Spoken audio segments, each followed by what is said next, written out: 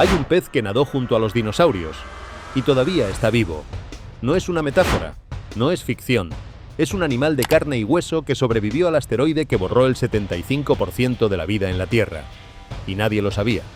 El 22 de diciembre de 1938, a días de Navidad, una mujer llamada Marjorie Courtenay Latimer estaba revisando las capturas de los pescadores en la costa de Sudáfrica. Rutina total, burocracia de museo, hasta que vio algo que le heló la sangre, una aleta extraña asomando entre un montón de peces descartados. La limpió, y lo que apareció la dejó sin palabras. Un pez azul pálido, con escamas plateadas y 4 aletas que parecían extremidades, casi 1,5 metros de largo. Más de 50 kilos de misterio puro. Marjorie no era ictióloga, era especialista en aves, pero algo en su interior le gritó que esto era importante, tan importante que metió ese pez en un taxi y se lo llevó al museo. Pasó horas buscando en libros de referencia. Nada. El presidente de la junta del museo la ignoró y le dijo que era un simple mero de roca. Ella no le hizo caso. Lo preservó como pudo, incluso recurrió a la taxidermia para no perderlo. Mandó un dibujo al mayor experto en peces del continente, B. Smith. Smith estaba de viaje, pero cuando recibió ese dibujo, respondió que el animal le quitaba el sueño, que no podía dejar de pensar en él. En febrero de 1939, llegó finalmente al museo, miró el espécimen y se quedó paralizado. Estaba viendo un celacanto, una especie que se creía extinta desde hacía 66 millones de años. Un fósil viviente, como si un dinosaurio te saludara en la calle. El celacanto había estado todo ese tiempo en las profundidades del Océano Índico, completamente ajeno al caos de los asteroides, las glaciaciones y las extinciones masivas. Viviendo hasta 100 años, sin prisa, sin drama, absolutamente sin enterarse de que el mundo lo daba por muerto. Y tiene algo que lo hace todavía más perturbador. Sus aletas no se mueven como las de cualquier otro pez. Se mueven de forma alternada, como brazos y piernas humanas caminando.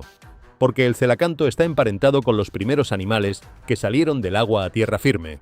Es, literalmente, un pariente lejano tuyo. Y del mío. Además tiene una articulación especial en el cráneo que le permite levantar la parte superior de la cabeza para abrir la boca de manera exagerada al cazar.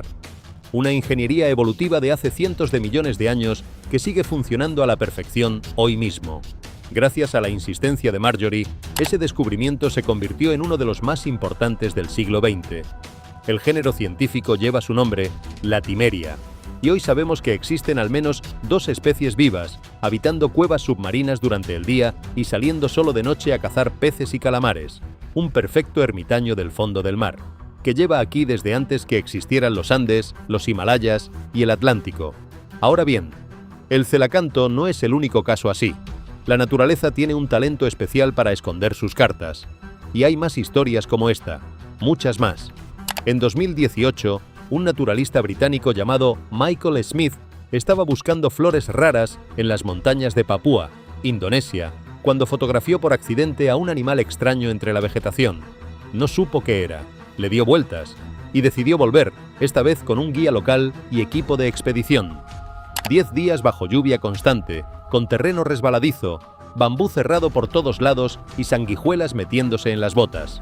El tipo de situación en la que cualquier persona sensata habría dado media vuelta al tercer día.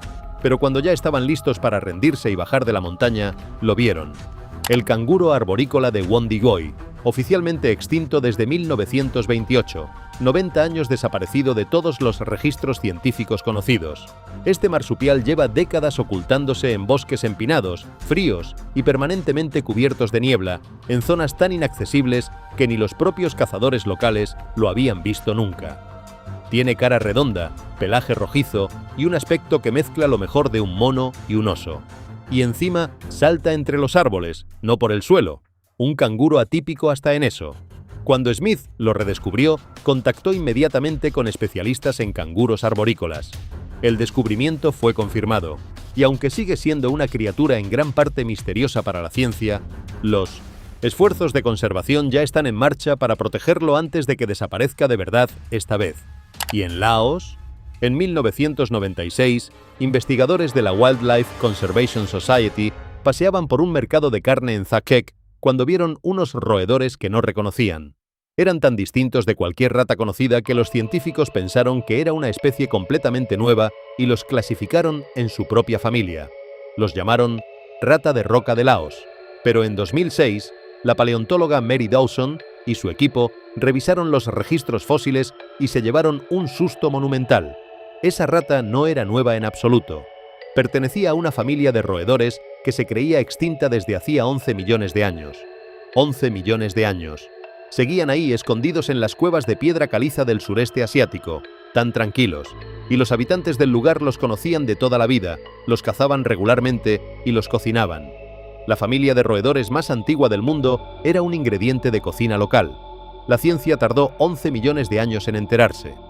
Ese mismo año capturaron y documentaron un ejemplar vivo. La confirmación fue total, y ahora son objeto de estudio intensivo porque representan una ventana directa a cómo era la fauna de roedores en un mundo que existió antes de que los humanos fuéramos siquiera una idea. En las Islas Canarias, concretamente en La Palma, el investigador Luis Enrique Mínguez avistó en 2007 un lagarto de casi 30 centímetros que no debería existir, el lagarto gigante de La Palma, extinto teóricamente desde hacía 5 siglos. Se creía que la introducción de gatos asilvestrados y la destrucción de su hábitat lo habían eliminado para siempre. Mínguez lo fotografió, lo confirmó con sus colegas y el mundo científico se emocionó. Las expediciones de seguimiento en octubre de ese mismo año y en las temporadas posteriores no volvieron a encontrarlo, pero tampoco lo descartaron.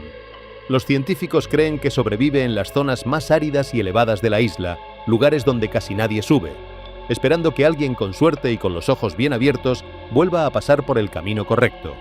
Y en 2019, un equipo científico desembarcó en la isla Fernandina, en las Galápagos, y empezó a notar señales raras en terreno volcánico. Huellas, excrementos frescos, marcas de garras en los árboles.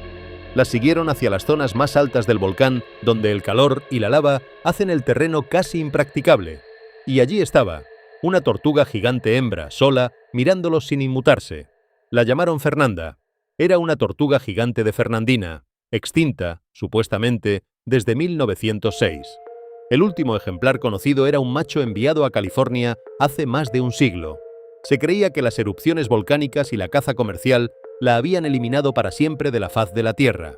Los guardaparques detectaron también señales de al menos 2 tortugas más en la isla.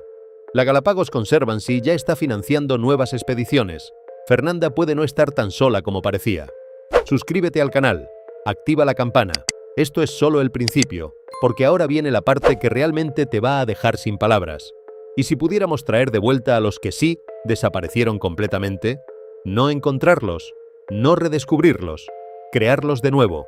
Una empresa llamada Colossal Biosciences está trabajando exactamente en eso, y su lista de candidatos incluye 3 animales que sacuden la imaginación: el mamut lanudo, el tilacino y el dodo, con el apoyo, por cierto, de nombres tan inesperados como Paris Hilton y Chris Hemsworth.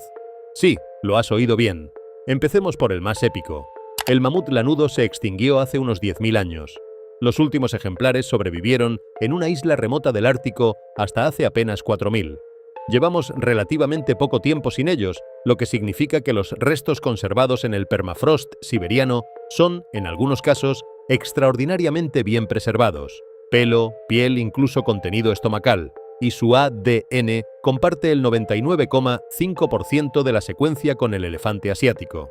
Eso significa que el mamut está genéticamente más cerca del elefante asiático que el propio elefante asiático del africano.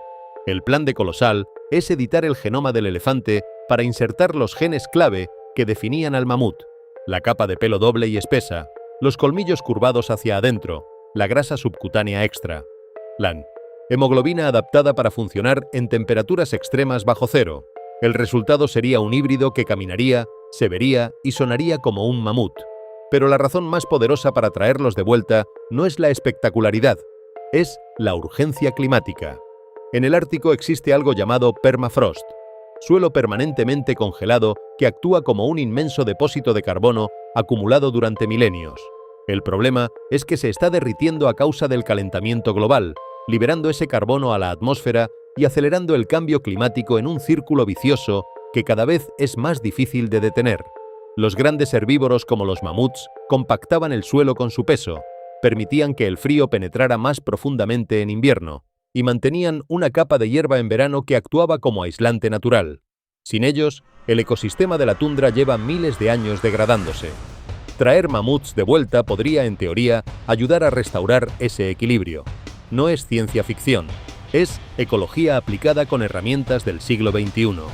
Si todo sale bien, los científicos estiman que podría haber mamuts en la Tierra en 2028. El período de gestación de los elefantes es de 22 meses, así que el reloj ya está corriendo. El tilacino, conocido popularmente como el tigre de Tasmania, fue el último gran depredador marsupial de Australia y uno de los animales más extraños que ha producido la evolución. Parecía un perro con rayas de tigre pintadas en el lomo y una bolsa de canguro en el vientre. Era nocturno, solitario y tremendamente eficaz cazando marsupiales más pequeños, lagartos y aves. Desapareció oficialmente en 1936. Los granjeros australianos lo acusaron de atacar al ganado, probablemente de forma exagerada, y comenzaron a cazarlo de manera sistemática con recompensa gubernamental incluida. Para cuando se dieron cuenta del error, ya era demasiado tarde. El último ejemplar conocido murió solo, en un zoo de Hobart, en la noche del 7 de septiembre de 1936. Hacía frío. El animal quedó fuera de su refugio por descuido del personal. Nadie lo notó a tiempo. Para revivirlo, los científicos de Colosal extrajeron a RN de una cabeza conservada en etanol durante más de 110 años en un museo de Melbourne. La conservación era extraordinaria para su antigüedad.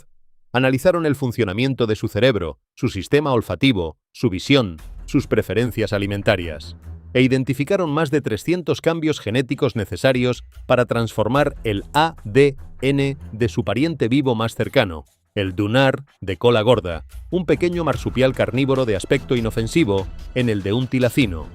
300 cambios, cada uno un paso hacia atrás en el tiempo. Y el dodo, ese pájaro torpe, inconfundible e icónico de la isla Mauricio, en el Océano Índico. Un ave que llevaba millones de años evolucionando en un paraíso sin depredadores y que por eso nunca desarrolló el instinto de huir. Cuando los marineros europeos llegaron en el siglo XVII, simplemente se acercaba a ellos. Lo que parecía estupidez era en realidad la consecuencia lógica de una vida sin amenazas. Lo extinguimos en menos de 100 años, y es el animal del que menos sabemos. Los únicos registros que tenemos son dibujos del siglo XVII que no se parecen entre sí porque ninguno fue hecho con rigor científico. No sabemos exactamente qué aspecto tenía en vida. No sabemos exactamente cómo se comportaba, qué sonidos hacía, cómo construía su nido. Revivirlo sería, además de un acto de justicia, una lección en directo sobre lo que perdimos. El genoma se extrajo de un cráneo conservado en el Museo de Historia Natural de Dinamarca. Su pariente vivo más cercano es la paloma de Nicobar, un ave de plumaje iridiscente y metálico de las Islas Andamán. Si el proyecto prospera, el dodo podría ser el primer animal extinto que generaciones futuras vean en persona sin necesidad de un museo. ¿Funcionará todo esto? La ciencia tiene un precedente que lo dice todo. El bucardo era una subespecie de cabra montesa ibérica que habitaba los Pirineos. El 6 de enero del año 2000, el último ejemplar conocido, una hembra llamada Celia, murió aplastada por un árbol caído en el Parque Nacional de Ordesa. Fin de la especie. Punto final. Pero antes de su muerte, los científicos habían tomado muestras de su tejido y las conservaron en nitrógeno líquido. En 2003, tras 57 intentos de clonación fallidos, uno funcionó. Una cabra doméstica dio a luz a una cría de bucardo. El animal respiró, abrió los ojos, vivió 10 minutos antes de morir por un defecto pulmonar congénito. 10 minutos. No parece un éxito, pero fue la primera vez en toda la historia de la vida en la Tierra que una especie declarada extinta volvió a respirar. 10 minutos que demostraron que la frontera entre el pasado y el presente es más porosa de lo que creíamos. La ciencia no siempre gana a la primera, pero tampoco se rinde, y nosotros tampoco deberíamos. Porque si hay algo que todas estas historias tienen en común, es que la extinción no siempre es el final. A veces un animal se esconde durante 90 años en un bosque brumoso de Papúa. A veces lleva 11 millones de años en una cueva de Laos sin que nadie lo moleste. A veces una tortuga aguanta sola en un volcán durante más de un siglo esperando que alguien pase por allí con los ojos abiertos. Y a veces, una mujer con curiosidad, un dibujo y un taxi cambia para siempre lo que la humanidad sabe sobre la vida en este planeta. El mundo está lleno de cosas que todavía no sabemos que existen, y de cosas que creemos perdidas para siempre, que quizás no lo están.